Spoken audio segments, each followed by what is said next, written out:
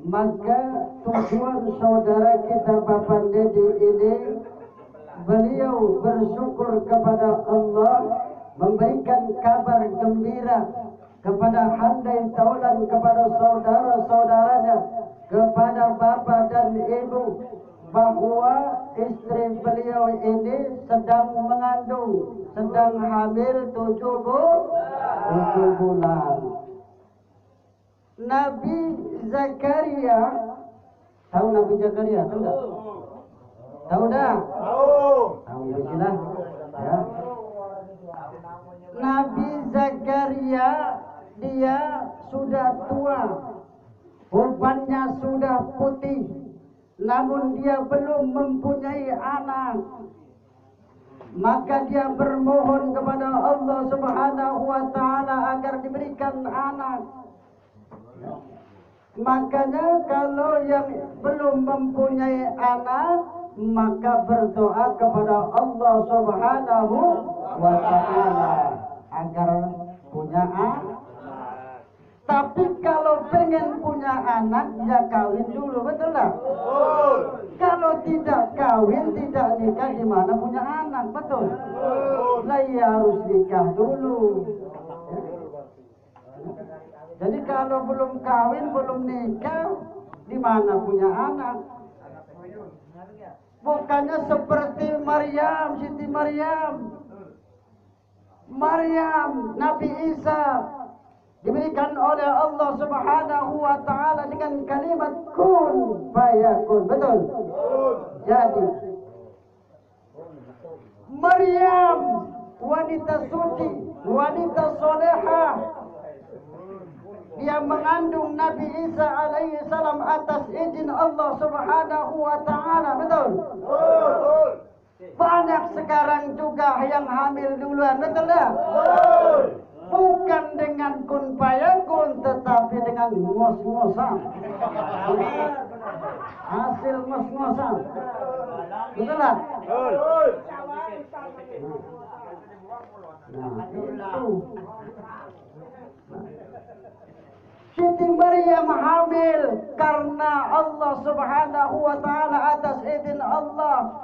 Dia Siti Maryam dicaci oleh kaumnya, di mana kaumnya mengatakan engkau ini wanita solehah, sedangkan ayah ibumu termasuk orang-orang yang soleh. Kenapa engkau berbuat seperti itu?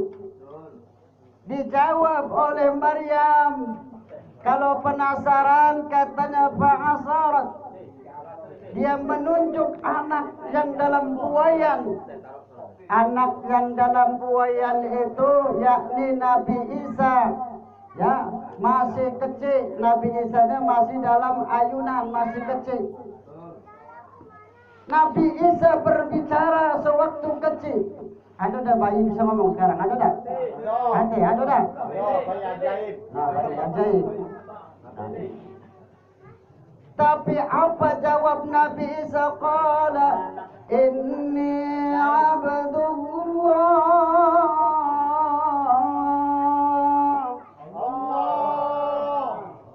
Sesungguhnya aku hamba Allah, kata Nabi Isa. Aku hamba Allah. Nah, kata Nabi Isa. Makanya dalam rangka walimatul hamal, ini namanya walimatul hamal. Walimatul hamal itu artinya sedekahan untuk orang yang sedang hamil. Sedang hamil 7 bulan. Ya. Ada istilah-istilah. Kalau di Jawa Timur misalkan ada istilah procot. Ya. Ada istilah procot. Artinya apa? Artinya apabila mengadakan hal ini mengharapkan tafaulan, mengharapkan keberkahan, makanya dibacakan surah Surah Yusuf, biar anaknya apabila lahir laki-laki gantengnya seperti Nabi Yusuf. Apabila seorang wanita yang lahir maka seperti Maryam itu. Makanya berdoa kepada Allah Subhanahu wa taala.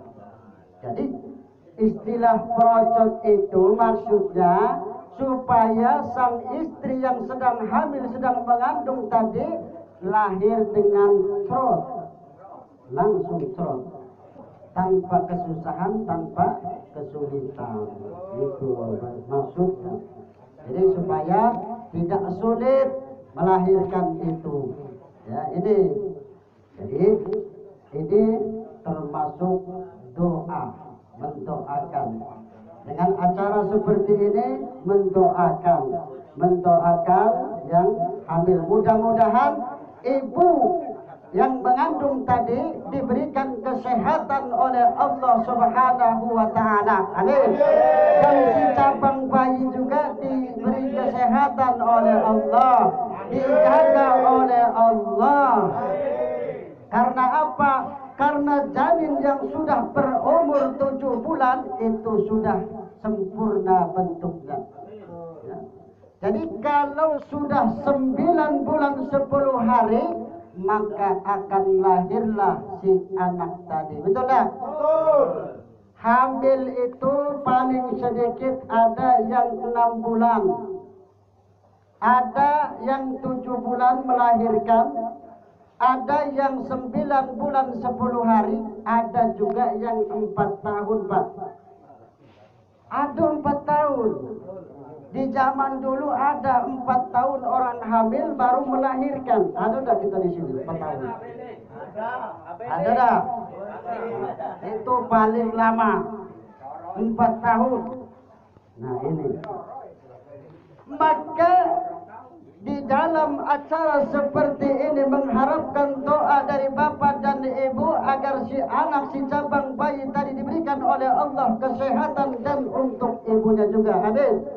Kita doakan mudah-mudahan ibu dan keluarganya yakni bapak ini diberikan kemudahan oleh Allah Subhanahu wa taala. Amin. Ya rabbal alamin. Jadi kalau kita pengen punya anak, kita apa? Kawin dulu. Ya kawin dulu lah ya. Nikah dulu. Istilahnya baik kawin itu, ya nikah. Jangan kawin baik seperti orang-orang zaman sekarang, kawin dulu nikahnya belakangan. Ya, itu.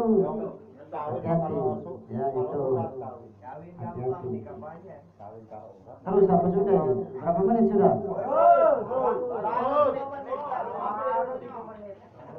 Ya Zakaria, inna nubassiruka bi ghulamin ismuhu Yahya. Allah, lam naj'al lahu min qablu samiyya.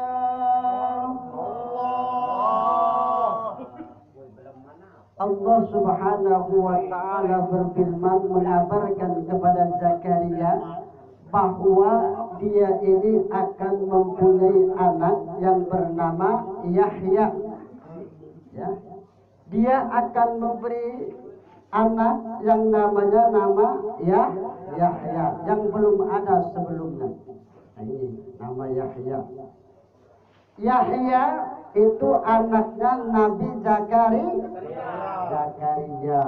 Nah itu Yahya ini digelari wa sayyidan wa hasuran dalam Al-Quran menjadi ikutan karena dia bisa menahan nafsu. Jadi tidak punya bini Nabi Yahya. Tetapi menurut ahli-ahli tafsir, kenapa? Karena dia termasuk orang yang bisa menahan nafsu. Tapi ada cerita yang sangat menggelikan. Karena ini pun ada dari sabda Nabi. Karena apa? Karena kontrol ini.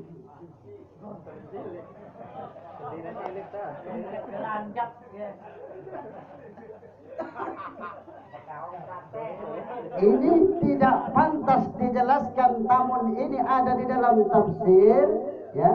Di dalam tafsir Ibnu Katsir itulah keterangannya. Tapi kita tak usah membesar-besarkan seperti itu, ya. Karena dia mendapatkan wasayyidan, sayyid, ya, ikutan. Makanya kalau kita berdebat, Nabi Yahya saja disebut sayyid, kenapa Nabi kita tidak sayyidina, sayyid?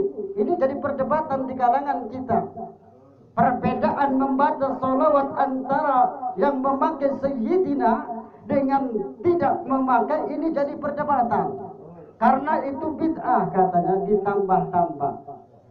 Padahal dalam Quran wa sayyidan wa hasuran, Nabi Yahya disebut sayyid oleh Allah Subhanahu wa taala. Apakah pantas Yahya dengan Nabi kita Muhammad sallallahu alaihi wasallam? Betul tak?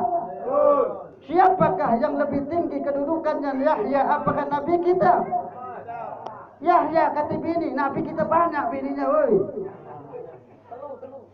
10 Nabi kita, 12. Nah itu. Ya. Nabi banyak, cuman itu atas perintah Allah. Mengawini ini, mengawini itu atas perintah Allah Subhanahu wa taala. Bukan yang muda baik Nabi ngawinin, yang tua-tua. Ya. Kalau kita nak nolong janda yang muda bukan karena Allah kita, ya. Nah itu. Kalau Nabi kan ngawin yang tua-tua, ya, janda-janda tua. Nah itu atas perintah Allah Subhanahu wa taala.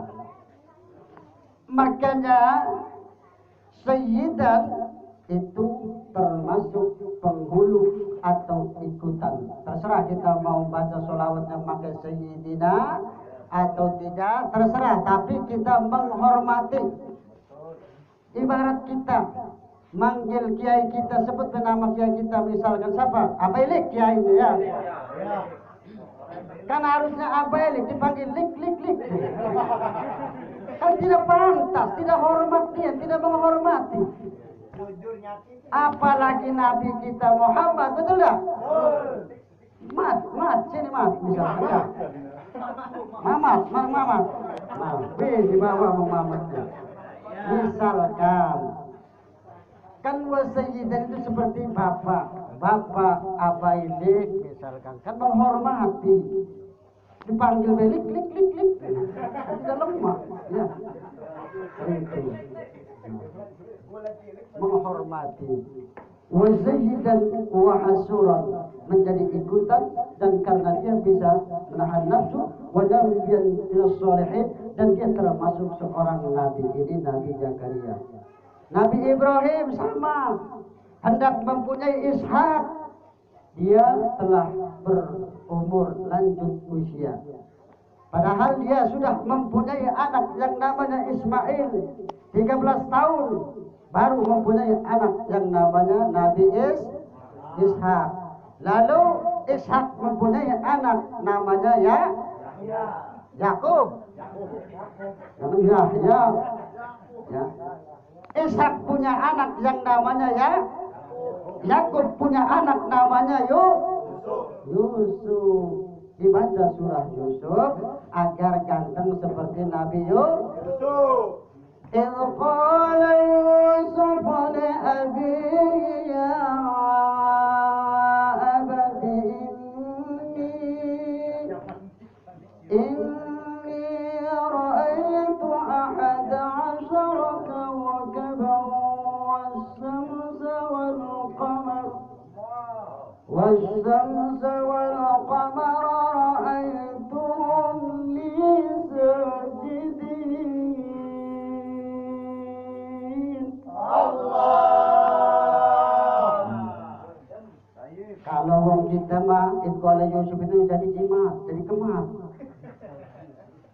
Pengen watune temen baca surah Yusuf, Iqbal Yusuf li abi 1000 kali. Begitu. Ya. Baca surah Yusuf, baca ayat ini, Iqbal Yusuf li abi ya abati inni ra'aitu 11 kawkaban wa samsa wal qamara ra'aitu li sajidin. 313. Baca. Kaki betinonya galak dengan kau. Lagi dia melo-melo kau, ngintil-ngintil kau. Nah itu. Tapi apa kegantengan Nabi Yusuf memang sangat luar biasa. Di mana majikan beliau yang namanya Zulaikha itu dulu majikan beliau. Zulaikha itu dulu majikannya, bosnya. Zulaikha itu yang sekarang jadi bininya. Ya itu. Di mana Zulaikha sangat menaruh hati, sangat cinta kepada Yusuf, padahal dia punya suami. Hati-hati, bini wong. Jangan galak kalau bini wong ya, jangan galak. Hati-hati. Di mana Zulaikha sangat penasaran, di mana teman-teman Zulaikha sangat penasaran dengan namanya Yusuf. Maka mereka didatangkan oleh Zulaikha kalau ingin tahu tentang Yusuf. Ya, kalau pengen tahu tentang Yusuf, bagaimana aku cinta, bagaimana aku sungguh sangat kesengsem sama dia. Katanya, dikumpulkanlah teman-temannya. Lalu disiapkan apel, apalagi apel, ya jeruk, ya apel yang bisa dikupas. Mereka disiapkan apel, kemudian pisau satu-satu. Ya. Lalu lewatlah Yusuf, dipanggil oleh Zulaikha supaya lewat. Maka mereka wanita-wanita tersebut yang melihat Yusuf terperangah. Apa artinya bahasa Indonesianya? Terpesona saking gantengnya. Sampai mereka tidak terasa tangan mereka teriris nengok gantengnya Nabi Yusuf. Diiris, bukan ngiris apel tapi ngiris tangan mereka. Makanya kalau orang jatuh cinta, sedang jatuh cinta, pandang jatuh cintanya, tidak memikirkan ini, tidak memikirkan itu. Betul tak? Ini makanya dibacakan surah Yusuf. Kalau anak yang lahir, maka gantengnya seperti Nabi Yusuf. Rujak, ada rujak? Ada rujak. Manis kan, manis? Ini maksudnya betapa ulah supaya anak itu bentuk rupanya rupawan. Maksudnya, makanya orang hamil banyak-banyaklah makan buah yang manis-manis. Kalau kita mampu suami, berikan makanan anggur, terus apel, terus apa? Buah delima yang manis-manis. Ya kalau kita mampu lakinya, ya kalau tidak punya usaha beli apa yang kates yang manis murah-murah ya jadilah. Nah, kalau yang mampu, ya. Nah itu belikan dulu kata sapi. Nah itu. Jadi supaya kita makan manis-manis itu maksudnya menurut para ulama agar anak itu rupawan, bagus bentuk anak tersebut, maksudnya itu. Jadi ada makna, ya di balik semua itu ada makna dari para ulama kita, ya ada makna. Makan yang manis-manis, jangan yang pahit-pahit, ya itu agar apabila anak itu dilahirkan rupanya bagus, bentuknya bagus. Tapi ini juga tergantung dari Allah Subhanahu wa ta'ala. Makanya dengan doa dan sedekah, karena dua kekuatan ini, doa dan sedekah adalah dua kekuatan yang bisa menembus takdir Allah Subhanahu wa ta'ala. Betul? Makanya orang yang hamil dalam keadaan 4 bulan, itu ini sebetulnya asal mulanya dari benda yang hina, betul tak? Apa? Nutfah itu apa? Nutfah itu mani. Ya. Nah itu.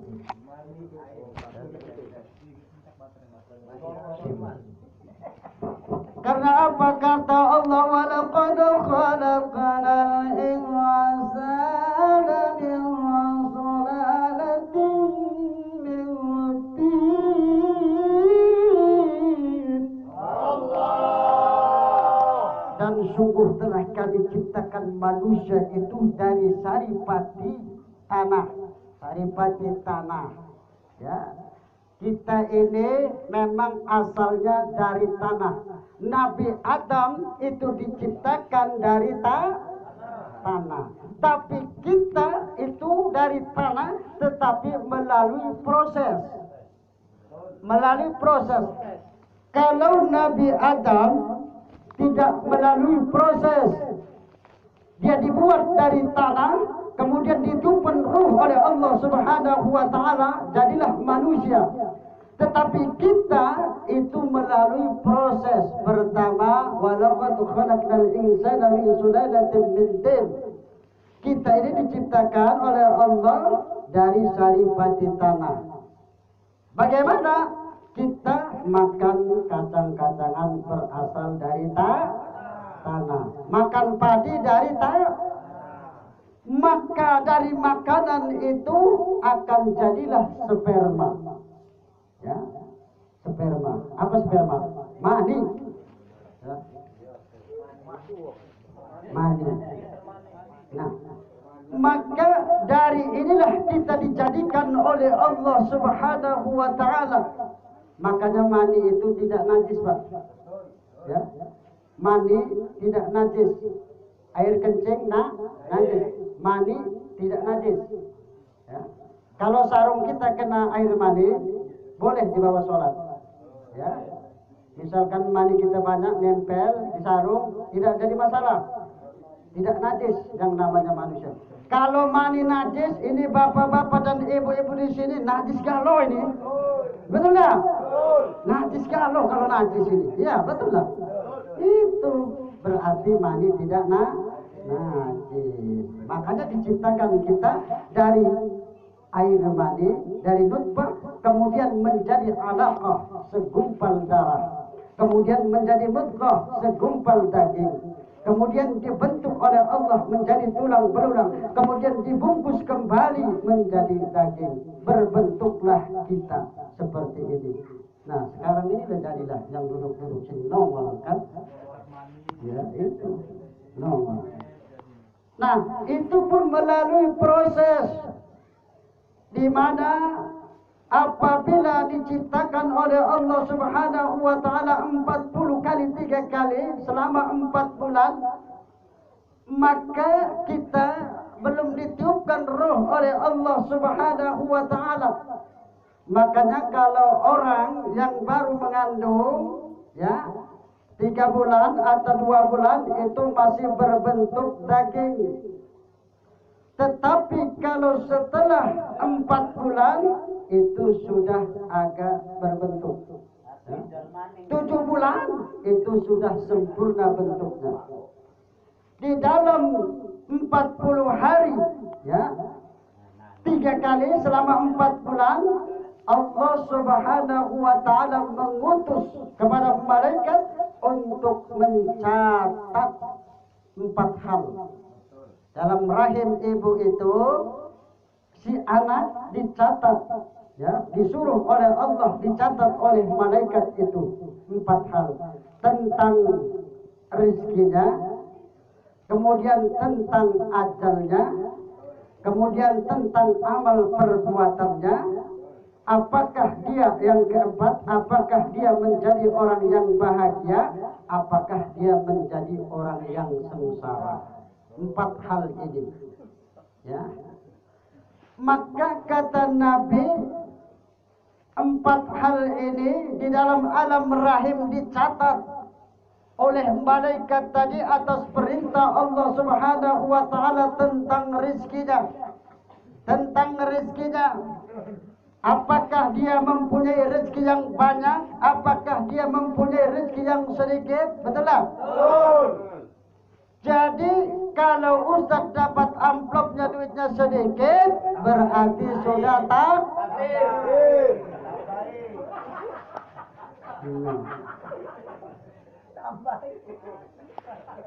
Tambahin.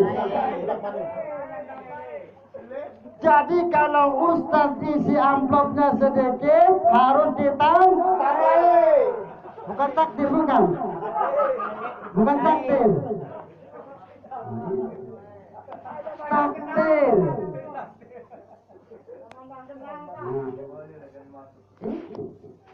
Jadi ajal rezeki sudah ditentukan oleh Allah Subhanahu wa taala. Tapi jangan mentang-mentang rezeki ajal sudah ditentukan lalu kita malas berbuat. Betul tak? Malas berbuat untuk mencari rezeki, misalkan mencari nafkah untuk anak dan istri, katanya sudah ditentukan juga lah gitu. Nah pegawai aja masih cari itulah katanya. Tidak seperti itu. Harus bekerja, harus dilantari dengan syariat. Jangan kita diam di rumah. Siapa yang ngasih duit? Ustaz bukan kita nih ya. Kiai bukan. Jadi kalau kiai mendatang deh duit ya. Betul kambing. Nah itu. Nah ini. Jadi dilantari dengan syariat.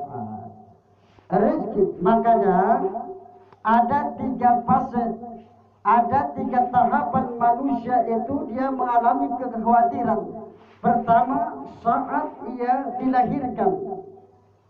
Saat ia dilahirkan yang pertama, lalu yang kedua saat ajal akan menjemput.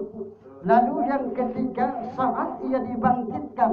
Ini hal-hal yang sangat luar biasa. Di mana saat kita dilahirkan bagaimana? Apakah kita akan menjadi orang yang selamat di dunia? Apakah kita akan menjadi orang yang selamat di akhirat? Makanya kalau Nabi Isa itu wassalamun alaiha wassalamun alaiya, kesejahteraan pada waktu dilahirkan, pada waktu ajal, pada waktu dia dibangkitkan. Jadi makanya kita terus berdoa kepada Allah Subhanahu wa taala. Ajal rezeki telah ditentukan. Kemudian amal perbuatan kita setelah dilahirkan itu sudah ditentukan oleh Allah amal perbuatan kita. Ya, amal perbuatan kita sudah ditentukan. Kemudian apakah kita menjadi orang yang selamat? Apakah kita akan menjadi orang yang celaka? Sudah ditentukan oleh Allah. Kadang kata Rasul, ada orang itu yang selalu berbuat baik terus dari muda sampai tua. Namun karena takdir di dalam rahim ibunya telah dicatat oleh Allah Subhanahu wa taala, tinggal sehasta lagi dia melakukan amal perbuatan neraka, maka masuklah ia ke dalam nerakanya Allah Subhanahu wa taala. Ada orang yang berbuat jahat, selalu dia melakukan amal-amalan perbuatan neraka, tukang ngadu ayam, tukang judi dan lain sebagainya misalkan. Ya. Namun karena dia sudah tercatat di dalam alam rahim ibunya, dia akan menjadi orang yang akan masuk surga. Tinggal sehasta lagi, lalu dia melakukan amal kebaikan. Akhirnya apa? Masuklah dia ke dalam surganya Allah Subhanahu wa ta'ala. Maka kita tidak tahu, makanya harus berhati-hati. Tapi berusaha, ya. Hati-hati dan berusaha agar kita mati dalam keadaan husnul khatimah. Baik akhirnya ini. Jangan sampai kita celaka kelak di hari kiamat nanti ini. Makanya Nabi Isa itu adalah termasuk bayi ajaib yang bisa berbicara. Ada 3 bayi yang bisa berbicara sewaktu ia dalam buayan. Yang pertama Isa bin Maryam, kedua kisah Juraij, kemudian yang ketiga kisah Ashabul Ukhdud. Jadi kita sudah jelas tentang kisah Nabi Isa alaihissalam. Ketika ia berbicara di dalam buayan, kaumnya mengatakan, kaumnya saking penasaran, lalu Nabi Isa berkata, "Ini Abdullah, sesungguhnya aku adalah hamba Allah." Padahal Nabi Isa berada dalam buayan, berada dalam ayunan. Lalu yang kedua kisah Juraij. Juraij ini seorang rahib. Saking apa? Pertama awalnya ceritanya Juraij ini beribadah di tempat sholatnya, kemudian ibunya memanggil, Juraid, kata ibunya. Juraid ini kelompok, sholat terus. Juraid ini saking taatnya kepada Allah Subhanahu wa Ta'ala, tidak menghiraukan panggilan ibunya. Ya. Juraid, kata ibunya. Juraid, Juraid, tidak menjawab-jawab. Lagi sholat. Dalam hati Juraid itu, apakah aku sholat terus? Apakah aku berhenti memenuhi panggilan ibuku? Itu. Akhirnya apa? Ibunya kesel. Saking keselnya ibunya tadi, weh Juraid, kaget kau kena fitnah dengan seorang perempuan. Akhirnya apa? Apa yang diucapkan oleh ibunya menjadi kenyataan. Jadi kenyataan. Akhirnya apa? Ketika itu ada seorang wanita lewat melalui tempat ibadahnya, lalu diperkosa oleh tukang anggur bedus. Kenapa elek tuh? Diperkosa oleh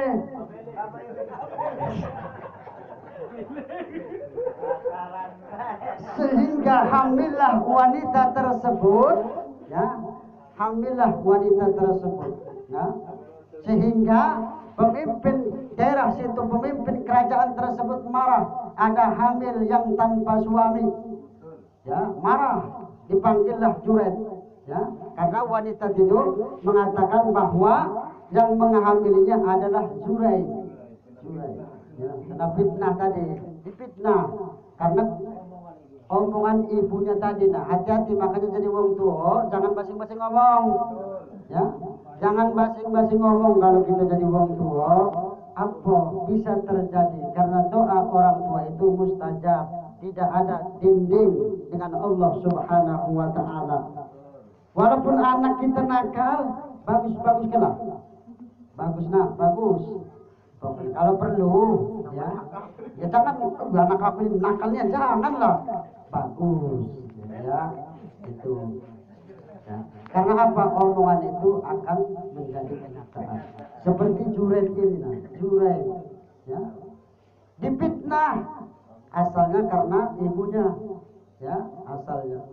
Maka dipanggillah Juraid oleh pemimpin tersebut supaya ngaku. Juraid tidak ngaku, merkosai dia. Pada sasaran baik Juraid ini. Nah, itu. Maka Juraid dia berpikir kepada ibunya. Maka dia datangi ibunya dan meminta maaf. Wahai ibuku, karena doamu aku seperti ini, maka aku pun meminta doamu untuk membebaskan seperti ini. Jadi dia minta doa ibunya agar permasalahannya selesai. Akhirnya apa? Sidanglah. Kemudian bayi tersebut, orang tadi, wanita yang hamil tadi, ditunjuknya perutnya, ditunjuknya. Bayi yang berada di dalam perut itu ditunjuknya ngomong bahwa aku ini yang ngamili tukang anggur bedus aja punya.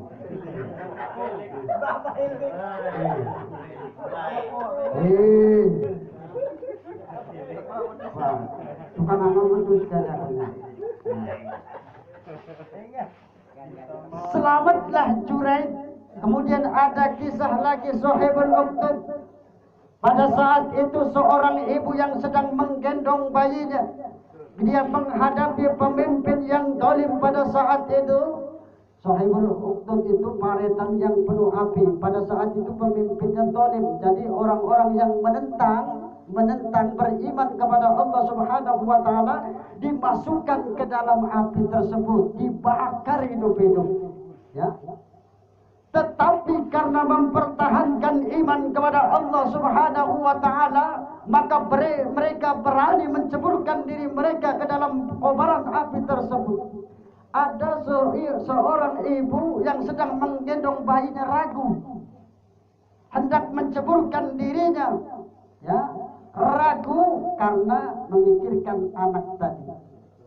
Maka anak tadi berbicara, wahai ibuku, janganlah engkau ragu. Ini adalah kebenaran dari Allah Subhanahu wa Ta'ala.